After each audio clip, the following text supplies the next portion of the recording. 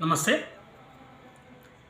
ప్రత్యేకంగా మన రాష్ట్రంలో ఉన్నటువంటి ఇంజనీరింగ్ కళాశాలలు మరి అక్కడ పనిచేస్తున్నటువంటి అధ్యాపకులు రోజుకు తీవ్రమైనటువంటి ఇబ్బందులకు గురవుతున్నటువంటి పరిస్థితి రాష్ట్రంలో ఏర్పడింది.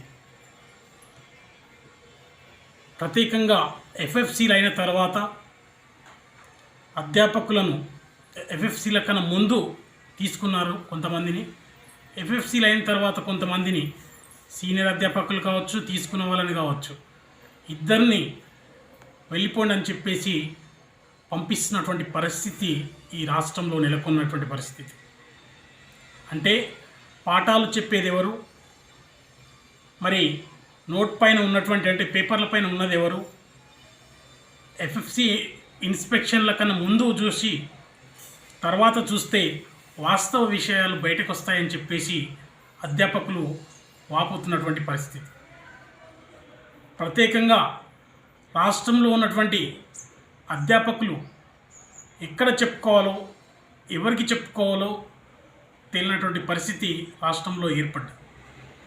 గతంలో ఉన్నటువంటి ప్రభుత్వాలు కొంతలో కొంతనైనా న్యాయం చేసేటివి, కానీ ప్రస్తుతం ఎవరికి చెప్పుకోవాలో, ఎవరు న్యాయం చేస్తారో కూడా తెలియనటువంటి పరిస్థితి ఏర్పడిందని వారు ఎంతో ఆవేదనకు గురవుతున్నటువంటి పరిస్థితి రాష్ట్రంలో ఏర్పడ్డది.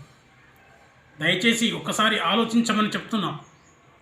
రాష్ట్ర ప్రభుత్వానికి సరైనటువంటి వేతనాలు లేకుండా ఆర్థికంగా చితికిపోతూ మానసికంగా ఇబ్బంది పడుతున్నటువంటి అధ్యాపకులకు గుదిబండలాగా మీ ఉద్యోగం లేదని చెప్పేసి, రేపటి నుంచి రావద్దు అని చెప్పేసి, లేదంటే మీ రాజీనామా పత్రాన్ని సమర్పించండి అని మానసికంగా ఇబ్బంది పెడుతున్నటువంటి సంస్థల పైన ప్రత్యేకమైనటువంటి కమిటీ వేసి విచారణ జరిపి వారికి న్యాయం చేసే విధంగా చూడాలని చెప్పేసి తెలియజేస్తున్నాం.